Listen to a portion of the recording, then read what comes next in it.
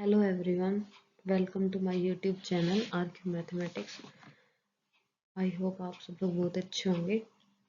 हमारा चल रहा था लीनियर अलजेब्रा और आज इसकी 5th क्लास है और हमने लास्ट टाइम किया था मैट्रिक्स चैप्टर को कंप्लीट। अब करने जा रहे हैं डिटर्मिनेंट ऑफ मैट्रिक्स वाला सेकंड चैप्टर और इसमें भी डिटर्मिनेंट की डेफिनेशन और उसकी प्रॉपर्टीज़ के बारे में डिस्कस करेंगे। तो आई होप आपको सब कुछ समझ आए। चलो देखते हैं फिर इसमें क्या है। तो सबसे पहले क्या देखना, हमने डिटर्मिनेंट देखना है किसी मैट्रिक्स का। तो इसके लिए सबसे पहले हमें क्या लेना है, एक स्क्वायर मैट्रिक्स लेनी है ए, जिसका ऑर्डर कितना होना चाहिए, हमारे पास ऑर्डर एन होना चाहिए। तो इस मैट्रिक्स का डिटर्मिनेंट क्या होगा, यहाँ पे एक हमारे पास हर मैट्रिक्स जो है ना स्क्वायर, उसके साथ कोई ना कोई रियल नंबर या फिर कॉम्प्लेक्स नंबर एसोसिएट होगा। ठीक है, उसको ही हम क्या बोलेंगे, डिटर्मिनेंट बोलेंगे उस स्क्वायर मैट्रिक्स का। ठीक है, इसको निकालने के मेथड है वो हम डिस्कस करेंगे आगे जाके। ठीक है, और ये जो नंबर होगा ना हर एक मैट्रिक्स के लिए कैसा होगा, यूनिक होगा। ठीक है, हर मैट्रिक्स का अपना ही नंबर होगा, यूनिक होगा। और इसको हम डिनोट करेंगे वर्टिकल लाइंस के साथ, डबल वर्टिकल लाइंस लेके डिटर्मिनेंट लिख देंगे, या फिर सिंपल डिटर्मिनेंट ऑफ लिख देंगे, या सिंपल ये ट्रायंगल सी बना के लिख देंगे। ठीक है, और याद रखना है ये इंपॉर्टेंट चीज़ है कि हमेशा जो डिटर्मिनेंट होगा वो हमेशा किसके लिए डिफाइंड होगा, स्क्वायर मैट्रिक्स के लिए ही डिफाइंड होगा। अब चलते हैं हम, जैसे कि डिटर्मिनेंट निकालना है हमने, ऑर्डर 1 की मैट्रिक्स है तो उसका क्या होगा, ऑर्डर 1 की मैट्रिक्स है तो डेफिनेटली उसमें एक ही एंट्री होगी। मान लो कि ये एंट्री है ए, तो इसका डिटर्मिनेंट क्या आ जाएगा, सिर्फ ये एलिमेंट ए ही आ जाएगा, तो ये लिख दिया। अब चलते हैं डिटर्मिनेंट निकालना किसका, ऑर्डर 2 की मैट्रिक्स का। इसमें देखो हमारे पास क्या है, हमने क्या ली, एक ए मैट्रिक्स ली जिसका ऑर्डर कितना है 2 है, जिसकी एंट्रीज हैं A11 A12 A21 A22। तो इसका जो डिटर्मिनेंट है वो इस तरीके से करना है कि जो ये वाले डायगोनल के एलिमेंट्स को प्रोडक्ट कर दो, माइनस में कर दो दूसरे डायगोनल के एलिमेंट्स को। ठीक है, तो हमारे पास डिटर्मिनेंट आ जाएगा 2 ऑर्डर की मैट्रिक्स का। तो इसका डिटर्मिनेंट क्या बन जाएगा, A11 इंटू में A22 माइनस में A21 इंटू में A12, ये आ जाएगा इसका। ठीक है, अब उसके बाद आता है हमारे पास determinant of the matrix of order 3। Order 3 की मैट्रिक्स है तो उसका डिटर्मिनेंट हम कैसे निकालेंगे। तो ऑर्डर 3 की मैट्रिक्स के लिए हमने क्या करना है, डिटर्मिनेंट फाइंड आउट करने के लिए हमने क्या करना है, एक्सपेंड करना है किसी रो के या किसी कॉलम के अलोन, फिर ही फाइंड आउट कर पाएंगे हम ऑर्डर 3 की मैट्रिक्स का डिटर्मिनेंट।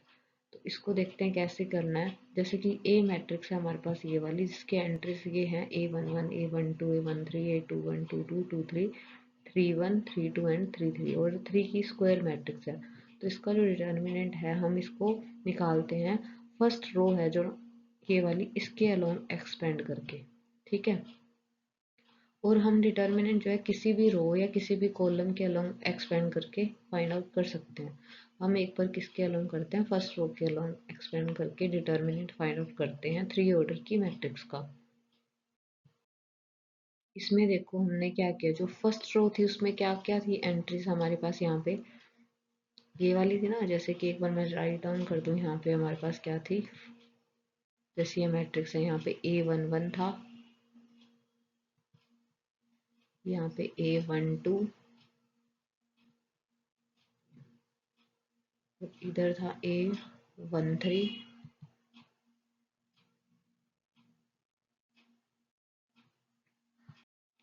अब देखो हमारे पास ये वाली मैट्रिक्स थी ए। ठीक है, हमने क्या करना है, इसका डिटर्मिनेंट निकालना है फर्स्ट रो के अलोंग एक्सपेंड करके। ठीक है, तो इसमें देखो यहाँ पे क्या है, फर्स्ट रो के अलोंग करना है ना। तो वैसे तो इसको कर देते हैं हम डायरेक्टली यहाँ पे, जैसे यहाँ पे ये क्या है 1 1 है, इनको ऐड कर दो, इसका साइन आ जाएगा यहाँ पे, इनको ऐड करेंगे तो 2 आएगा इवन। तो यहाँ हम क्या लिख देंगे प्लस, और यहाँ पे 1 और 2 का पोजिशंस को ऐड करेंगे 1 2, तो ओड नंबर आएगा 3, तो यहाँ लिख देंगे माइनस। और जैसे 1 3 ये इवन नंबर है, इसको ऐड करेंगे तो 4, तो यहाँ पे इवन साइन आ जाएगा, मतलब पॉजिटिव साइन आ जाएगा। तो हमने इस रो के अलोंग करना है एक्सपेंड। तो क्या करेंगे, तो डिटर्मिनेंट निकालने के लिए सबसे पहले हम क्या करेंगे, A11 ये लिखेंगे। ठीक है, इस रो और इस कॉलम को छोड़ के जो ये 2 ऑर्डर की मैट्रिक्स बनेगी इसका डिटर्मिनेंट लिख देंगे। ठीक है। फिर यहाँ पे ये जो चीज़ रिप्रेजेंट कर रहा है ये पोजीशन को ही बता रहा है, जो मैंने अभी बताई यहाँ पे जो ऐड करके लिखते हैं। ठीक है, अब यहाँ पे ये माइनस साइन आ जाएगा इसकी वजह से जो भी बताई। फिर यहाँ पे एलिमेंट A12 लिखेंगे। ठीक है, उसके बाद ये सेकंड कॉलम को लीव करेंगे और फर्स्ट रो को लीव करेंगे। बाकी जो एंट्री बच गई A21, A23, A31 और A33, इसका हम क्या निकाल लेंगे, डिटर्मिनेंट लिख लेंगे। फिर उसके बाद चलते हैं हम थर्ड जो एलिमेंट है रो का A13, तो इसकी पोजीशन क्या है, E1 पे है, तो इसका साइन पॉजिटिव हो जाएगा यहाँ पे। ठीक है, और उसके बाद इस फर्स्ट रो को लीव करेंगे और थर्ड कॉलम को लीव करेंगे। बाकी जो एंट्री बचेंगे A21, A22 और A31 और A32, इसका डिटर्मिनेंट लिख देंगे। तो इस तरीके से हमने क्या किया, फर्स्ट रो को एक्सपेंड करके किसी भी मैट्रिक्स का हमने डिटर्मिनेंट फाइंड करने का तरीका सीखा। अब हम क्या कर सकते हैं, सेकेंड रो के अलोंग एक्सपेंड करके भी निकाल सकते हैं डिटर्मिनेंट, और थर्ड रो के अलोंग भी, और किसी भी कॉलम के अलोंग भी एक्सपेंड करके हम डिटर्मिनेंट निकाल सकते हैं। बस ध्यान ये रखना है कि आपने साइन कैसे लेना है, ऑल्टरनेट लेना है, जैसे पॉजिटिव नेगेटिव पॉजिटिव। फिर अगर सेकेंड रो में चलते हैं तो फिर यहाँ पे क्या आ जाएगा, नेगेटिव आ जाएगा, फिर यहाँ पे पॉजिटिव, फिर नेक्स्ट यहाँ पे क्या हो जाएगा, नेगेटिव आ जाएगा। ऐसे करके ये साइन लेने हैं। ठीक है, अब जैसे ये एग्जाम्पल है, इसका हम डिटर्मिनेंट निकालते हैं। अब देखो, हमने इस मैट्रिक्स का डिटर्मिनेंट निकालना है। फर्स्ट रो के अलोंग क्या करना है, अपन ने एक्सपेंड करना है, तो इसका साइन क्या लिखेंगे, यहाँ पे पॉजिटिव ऊपर, ये नेगेटिव यहाँ पे लिखेंगे पॉजिटिव। तो फर्स्ट रो के अलोंग करना है ना एक्सपेंड, तो फर्स्ट एंट्री क्या 1, इसको लिखना है 1। ठीक है, साइन पॉजिटिव है तो 1 लिखना है यहाँ पे। उसके बाद बाकी क्या बचेगी, ये वाली एंट्री से बचेगी, यहाँ पे फर्स्ट रो को छोड़ दिया और फर्स्ट कॉलम को छोड़ दिया। ये वाली मैट्रिक्स है यहाँ पे, अब ये 2x2 ऑर्डर की मैट्रिक्स है, ये वाली 3010। इसका डिटर्मिनेंट क्या आएगा यहाँ पे, 3010 का, यहाँ से इसकी मल्टीप्लाई हम इसके साथ कर देंगे 3 और 0 की, यहाँ से इसकी 1 और 0 की इसके साथ, तो ओवरऑल क्या आ जाएगा, यहाँ पे मल्टीप्लाई में 0 आ जाएगा। ठीक है, तो ये बन गया 0। अब नेक्स्ट चलते हैं, सेकेंड एलिमेंट जो है फर्स्ट रो का, यहाँ इसका साइन क्या आएगा, नेगेटिव, तो ये लिखेंगे माइनस, यहाँ लिखेंगे -2। अब क्या करेंगे, फर्स्ट रो को लीव करेंगे और सेकंड कॉलम को, फिर हम इसकी निकाल लेंगे डिटर्मिनेंट, जो 2x2 ऑर्डर की मैट्रिक्स बच गई उसका। तो 0 की -1 के साथ प्रोडक्ट करी 0, 4 की करी 0 के साथ तो 0, तो यहाँ पे क्या आ जाएगा, यहाँ पे हमारे पास 0 आ जाएगा। अब चलते हैं हम, थर्ड रो है हमारे पास। ठीक है, सॉरी फर्स्ट रो है और थर्ड कॉलम है। ठीक है, इसमें जो एंट्री है हमारे पास फर्स्ट कौन सी है, 2 है, तो इसका साइन पॉजिटिव है, तो डायरेक्टली यहाँ पे क्या लिखेंगे हम, 2 लिख देंगे। ठीक है, और उसके बाद क्या करेंगे, फर्स्ट रो और थर्ड कॉलम को लीव करेंगे, तो हमारे पास क्या बचेगा, ये वाला बॉक्स बचेगा यहाँ पे, ये वाली एंट्रीज -1 3 और 4 और 1, तो ये 2x2 ऑर्डर की मैट्रिक्स है, तो इसका डिटर्मिनेंट क्या आ जाएगा, यहाँ पे हमारे पास आएगा -1 -12, 3 और 4 की मल्टीप्लाई। तो इस वजह से हमारे पास ये बना, तो ये तो हमारे पास हुआ यहाँ पे 0, ये भी क्या बन गया 0। अब उसके बाद ये कितना बन गया, माइनस का 13, -13 की 2 के साथ करी तो 26, तो कितना डिटर्मिनेंट आ गया इस मैट्रिक्स का हमारे पास, -26। ठीक है, तो इस टाइप से हमने डिटर्मिनेंट निकालना है किसी भी रो के अलोंग एक्सपेंड करके। ठीक है, तो आई होप ये आपको समझ आया होगा। अब चलते हैं हम नेक्स्ट। अब हमने क्या देखना है कि जो प्रॉपर्टीज हैं डिटर्मिनेंट की, क्या क्या प्रॉपर्टीज हैं। हमने डेफिनेशन सीख ली कि क्या होती है डेफिनेशन डिटर्मिनेंट की और कैसे निकालते हैं। ठीक है, तो अब हम सीखते हैं कि हमारे पास जो मैट्रिक्स है उसका डिटर्मिनेंट निकाला, उसके ऊपर प्रॉपर्टीज भी अप्लाई हो सकती हैं, मतलब बिना डिटर्मिनेंट निकाले पहले उसकी प्रॉपर्टीज चेक कर लें मैट्रिक्स पे, उसकी हेल्प से डायरेक्टली भी कभी कभी हम डिटर्मिनेंट निकाल सकते हैं। तो पहले इसकी प्रॉपर्टी देखते हैं, क्या है हमारे पास यहाँ पे कि ए जो है वो क्या है, हमारे पास एक स्क्वायर मैट्रिक्स है। उस स्क्वायर मैट्रिक्स ए से ही हमने एक मैट्रिक्स बी बनाई है। वो कैसे बनाई है कि ए मैट्रिक्स की क्या करती, दो रो ली और उनको आपस में इंटरचेंज कर दिया, तो हमारे पास बी मैट्रिक्स आ जाएगी। यही सेम चीज हम कॉलम पे अप्लाई करके भी कर सकते हैं, तब भी हमारे पास एक मैट्रिक्स बन के आ जाएगी। तो उसमें क्या होगा कि जब हम ए का डिटर्मिनेंट निकालेंगे ना, वो और जो बी का डिटरमिनेंट निकालेंगे, उन दोनों में क्या फर्क होगा, नेगेटिव साइन का ही फर्क होगा। जैसे कि एग्जाम्पल से इसको अच्छे से देख लेते हैं। हमारे पास जैसे ए मैट्रिक्स है, उसकी एंट्रीज हमने देख ली, जैसे कि 1 2 3 और 4 है। ठीक है, 1 2 और 3, और यहाँ पे कितना है, यहाँ पे हमारे पास है 4। ठीक है, तो अब यहाँ पे देखो कि इस मैट्रिक्स का जो डिटर्मिनेंट है वो कितना आएगा, डायरेक्टली लिख रही हूँ मैं अब कितना आएगा। ये आपको पता है कि 2 × 2 ऑर्डर के मैट्रिक्स का डिटर्मिनेंट कैसे निकालते हैं। इनके मल्टीप्लाई कर दो, 1 4 की मल्टीप्लाई करी 4, और 3 और 2 की मल्टीप्लाई करी 6। 4 - 6 कितना आ जाएगा हमारे पास, -2 आ जाएगा। तो ए का डिटर्मिनेंट आ गया हमारे पास कितना, -2। ठीक है, अब इसी तरीके से हम क्या करते हैं, बी मैट्रिक्स बनाते हैं, इसकी दोनों रो को इंटरचेंज करके। तो हमारे पास बी क्या बन जाएगी, फर्स्ट रो इसकी क्या बन जाएगी, यहाँ पे 3, और यहाँ क्या आ जाएगा 4, और यहाँ पे कितना आएगा 1, और आगे क्या आएगा 2। अब ध्यान से देखो, जो बी मैट्रिक्स आएगी इसका डिटर्मिनेंट देखो क्या आएगा, यहाँ से बी मैट्रिक्स का जो डिटर्मिनेंट है वो आएगा हमारे पास, 3 और 2 की मल्टीप्लाई करी डायगोनल वालों की, 3 और 2 की 6, और माइनस में क्या किया, 1 और 4 की मल्टीप्लाई करी 4। तो 6 - 4 कितना आ गया, हमारे पास 2 आ गया। तो बी का डिटर्मिनेंट कितना आ गया, 2। अब ध्यान से देखो दोनों के डिटर्मिनेंट में क्या डिफरेंस है, माइनस का ही तो फर्क है ना। तो अब ध्यान में रखना है कि अगर हम किसी मैट्रिक्स के दो रोज को या फिर कॉलम को इंटरचेंज करते हैं तो डिटर्मिनेंट का साइन क्या हो जाता है, चेंज हो जाता है। ठीक है, तो ये हुई फर्स्ट प्रॉपर्टी। अब चलते हैं इसकी सेकंड प्रॉपर्टी पे। इसके लिए सबसे पहले हमने ए मैट्रिक्स लेनी है, कौन सी टाइप की लेनी है, यहाँ पे बी हटा देना, ये जो लिखा है एक्स्ट्रा। ए जो मैट्रिक्स है वो हमारे पास कैसी है, ट्रायंगुलर। ट्रायंगुलर ए जो है वो, हाँ यहाँ पे कैसी एक ट्रायंगुलर मैट्रिक्स है। हमने सीखा था ट्रायंगुलर मैट्रिक्स कौन सी होती है लास्ट टाइम, कौन सी थी याद करना। ठीक है, और याद करना और उनको अप्लाई करना यहाँ पे। तो उस केस में अगर डिटरमिनेंट निकालना हो ट्रायंगुलर मैट्रिक्स का, तो क्या होता है, डायरेक्टली लिख देंगे उसके डायगोनल एलिमेंट्स की प्रोडक्ट को। ठीक है, तो वो उस मैट्रिक्स का क्या आ जाएगा, ट्रायंगुलर मैट्रिक्स का डिटरमिनेंट। अब देख ही लो कि ट्रायंगुलर मैट्रिक्स कौन सी बताई थी मैंने, अपर ट्रायंगुलर और लोअर ट्रायंगुलर, दो टाइप्स की मैट्रिक्स बताई थी। अब जैसे कि मान लो मैंने ये मैट्रिक्स ली थी 1 2 3, जिसके डायगोनल पे एंट्रीज हैं, और अपर वाली एंट्री सारी मैंने क्या ले ली, 1 1 ले ली। ठीक है, बाकी जो लोअर में सारी एंट्रीज यहाँ पे क्या है, सारी की सारी यहाँ पे 0 है।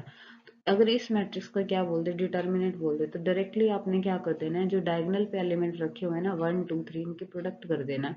तो यहाँ से क्या आ जाएगा, इसका डिटर्मिनेंट 6 आ जाएगा। तो क्या हो गया, इस मैट्रिक्स का डिटर्मिनेंट हमारे पास 6 आ जाएगा। ठीक है, तो ऐसे निकालना है कि किसी भी ट्रायंगुलर मैट्रिक्स का डिटरमिनेंट निकालना, तो प्रोडक्ट कर देना है डायगोनल एलिमेंट्स का। अब उसके बाद आता है थर्ड प्रॉपर्टी। इसमें क्या है कि अगर हम किसी मैट्रिक्स ए है उसका डिटरमिनेंट निकालें, या फिर उसके ट्रांसपोज वाली मैट्रिक्स का डिटरमिनेंट निकालें, दोनों का रिजल्ट सेम आएगा। ठीक है, उसके बाद है हमारे पास फोर्थ, दो स्क्वायर मैट्रिक्स लेने हैं ए और बी, दोनों का ऑर्डर भी क्या लेना है, हमने सेम लेना है।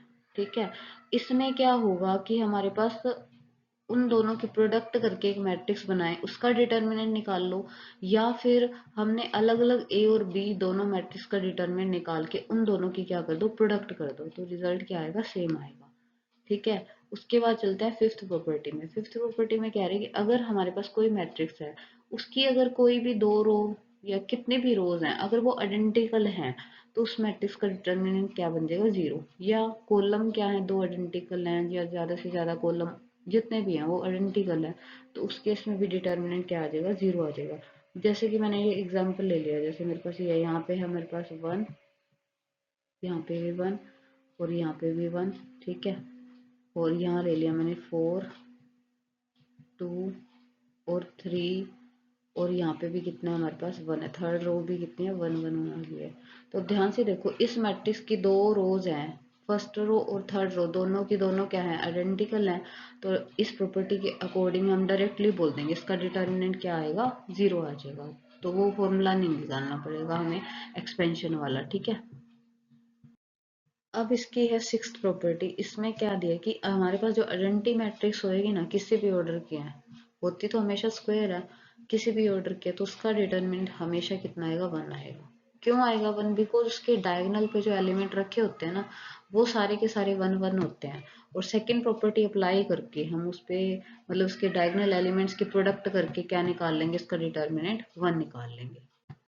अब हम चलते हैं नेक्स्ट प्रॉपर्टी नंबर 7 पे। ठीक है, इसमें देखो क्या है, 7th प्रॉपर्टी में हमारे पास कि ए अगर हमारे पास क्या है, डायगोनल मैट्रिक्स है, अगर उस डायगोनल मैट्रिक्स का डायरेक्टली बोले कि डिटर्मिनेंट निकाल लो, तो आपने क्या करना है, सिमिलरली सेकंड प्रॉपर्टी की जैसे ही उसके डायगोनल एलिमेंट्स की क्या कर देनी है, प्रोडक्ट कर देनी है बस।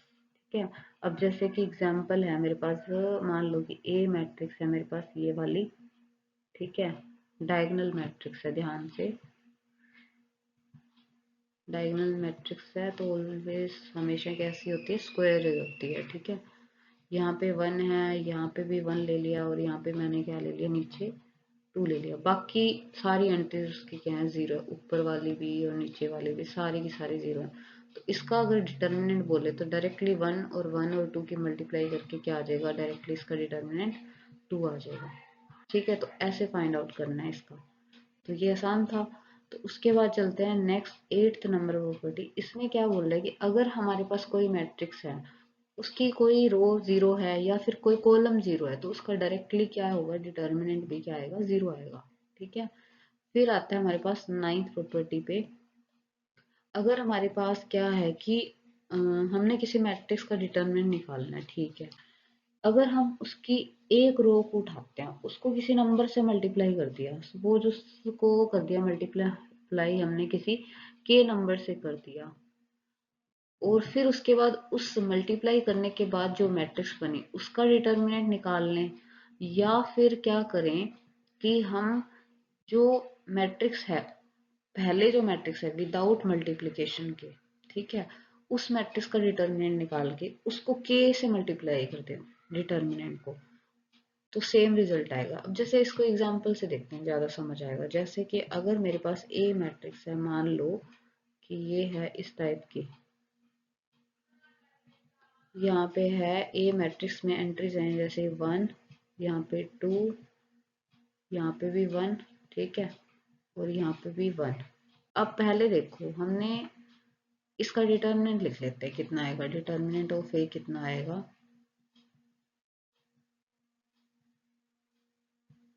कितना आएगा, 1 की 1 के साथ की 1 माइनस में 2 गया, तो -1 इसका क्या आ गया, डिटर्मिनेंट आ गया।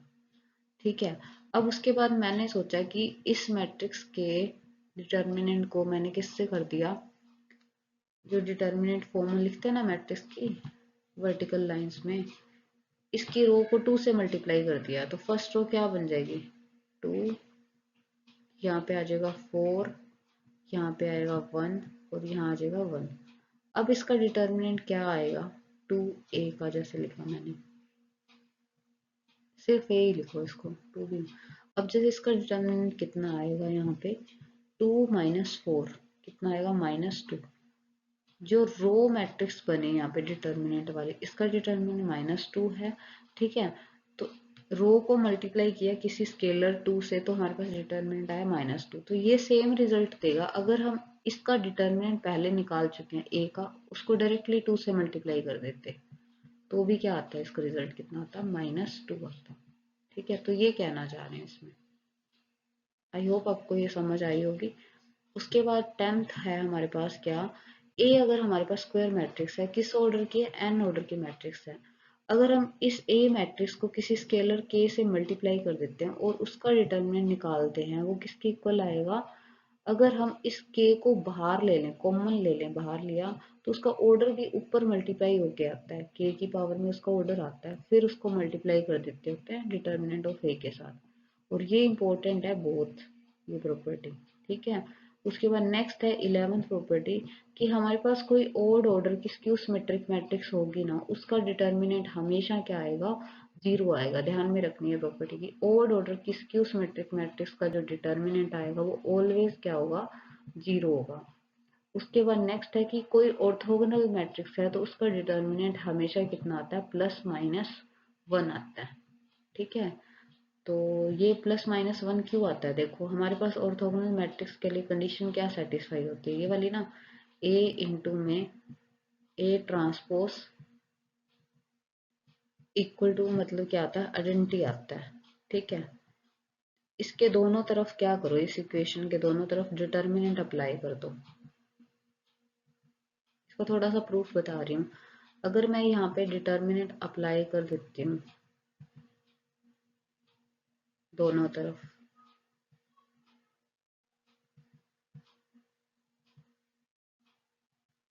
यहाँ पे भी डिटर्मिनेंट आ जाएगा। ठीक है, आइडेंटिटी का डिटर्मिनेंट कितना होएगा, यहाँ पे 1 हो जाएगा। ठीक है, उसके बाद नेक्स्ट स्टेप में क्या बनेगा, ये दोनों मैट्रिक्स ए और ए ट्रांसपोज का डिटर्मिनेंट कितना हो जाएगा, अलग अलग हो जाएगा। और अभी हमने सीखा यहाँ पे कि जो डिटर्मिनेंट होता है ट्रांसपोज का लो या सिंपल मैट्रिक्स का लो, तो वो क्या आ जाता है, सेम ही आ जाता है ना। तो वो वाली प्रॉपर्टी भी लगा देंगे यहाँ पे। अब ध्यान से देखो हमारे पास क्या बनेगा यहाँ पे, determinant of A multiply into determinant of A transpose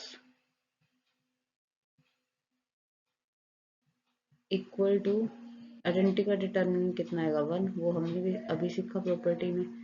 अब क्या होगा कि डिटर्मिनेंट ऑफ ए और ए ट्रांसपोज का सेम होता है, तो ये दोनों का क्या हो जाएगा, स्क्वायर हो जाएगा। तो हम यहाँ लिख देंगे डिटर्मिनेंट ऑफ ए का स्क्वायर। स्क्वायर आ गया यहाँ से, ये किसके इक्वल आ गया हमारे पास, स्क्वायर जो है डिटर्मिनेंट का वो 1 के इक्वल है। तो यहाँ से डिटर्मिनेंट की वैल्यू क्या क्या बन सकती है, +-1 बन सकती है। तो इस टाइप से ऑर्थोगोनल मैट्रिक्स का जो डिटर्मिनेंट आता है हमारे पास +-1 आता है। ठीक है, अब ये हुई हमारे पास सारी की सारी जो भी डिटर्मिनेंट की प्रॉपर्टी। आई होप आप इन सबको अच्छे से करोगे बिकॉज ये इम्पोर्टेंट है। ठीक है, तो ऐसे आता है हमारे पास ऑर्थोगोनल मैट्रिक्स का डिटर्मिनेंट +-1। ठीक है, अब हम चलते हैं नेक्स्ट। ये सिंगुलर मैट्रिक्स क्या होती है और आगे आएगी नॉन सिंगुलर मैट्रिक्स क्या होती है। किसी भी स्क्वायर मैट्रिक्स को हम सिंगुलर कब बोलेंगे कि अगर उसका डिटर्मिनेंट क्या हो जाएगा, 0 आ जाएगा, तो वो क्या बन जाएगी, हमारी एक सिंगुलर मैट्रिक्स बन जाएगी। और सिंगुलर मैट्रिक्स का जो इनवर्स होता है ना, वो कभी भी एग्जिस्ट नहीं करता, ये बात याद रखनी है आपको। अब जैसे ये मैट्रिक्स है, इसका एग्जाम्पल लिया है हमने, इसका जो डिटर्मिनेंट है देखो क्या आएगा, क्या ये सिंगुलर है या नहीं, ये चीज चेक करो। यहाँ पे 1, 8, 9 और 0, यहाँ पे भी क्या कर लेना, 0 कर लेना यहाँ पे। ठीक है, 9 की जगह 0 कर लेना। ठीक है, तो ये क्या सिंगुलर मैट्रिक्स है या नहीं। अब इसका डिटर्मिनेंट देखोगे, 1 की 0 के साथ करोगे तो 0, और 0 की 8 के साथ करोगे तो भी क्या आएगा आंसर, 0 आएगा। तो 9 की जगह 0 कर लेना, तो ये हमारी कैसी होगी, यहाँ पे सिंगुलर मैट्रिक्स होगी। ठीक है, नेक्स्ट आता है हमारे पास नॉन सिंगुलर मैट्रिक्स क्या होती है। उसमें क्या होगा, इसमें क्या लेना आपने, डिटर्मिनेंट लेना है नॉन जीरो। अगर डिटर्मिनेंट नॉन जीरो आ गया तो क्या बोलेंगे, नॉन सिंगुलर मैट्रिक्स है। और नॉन सिंगुलर मैट्रिक्स का हमेशा क्या एग्जिस्ट करेगा, इनवर्स हमेशा एग्जिस्ट करेगा। हम इनवर्स की डेफिनेशन नेक्स्ट क्लास में सीखेंगे कि क्या होता है। ठीक है, तो नॉन सिंगुलर मैट्रिक्स के केस में इनवर्स हमेशा एग्जिस्ट करता है। अब जैसे ये मैट्रिक्स है, तो इसका डिटर्मिनेंट फाइंड आउट करो क्या आएगा। और ठीक है, अब जैसे ये ध्यान से देखो, ये कौन सी टाइप की मैट्रिक्स होगी, अभी डिस्कस करी थी, ये कौन सी होगी, ट्राइंगुलर मैट्रिक्स होगी। और कैसी ट्राइंगुलर है, लोअर ट्राइंगुलर है। तो इसके डायगोनल एलिमेंट्स की प्रोडक्ट कर दो तो डायरेक्टली हमारे पास क्या आ जाएगा, डिटर्मिनेंट आ जाएगा। तो 2 और 5 और 1 की प्रोडक्ट करी तो हमारे पास कितना आ जाएगा, यहाँ से 10 आ जाएगा डिटर्मिनेंट, जो कि नॉन जीरो है। सो इस वजह से ये कैसी मैट्रिक्स होगी, हमारी नॉन सिंगुलर मैट्रिक्स होगी। ठीक है, आज के लिए बस इतना ही। और आपको ये भी बता दूं कि जो भी क्लास अब तक हुई है उन सबके जो नोट्स हैं पीडीएफ की फॉर्म में टेलीग्राम ग्रुप में डाल दिए हैं। आप उस टेलीग्राम ग्रुप को ज्वाइन कर लेना, जिसका लिंक आपको चैनल का जो डिस्क्रिप्शन बॉक्स है उसमें मिल जाएगा। और एक ये बात भी है कि अगर आपको किसी भी कॉन्सेप्ट में डाउट है तो उसके लिए आप कमेंट कर देना, उसको नेक्स्ट क्लास में हम डिस्कस कर लेंगे। ठीक है, आज के लिए इतना ही। Thank you everyone.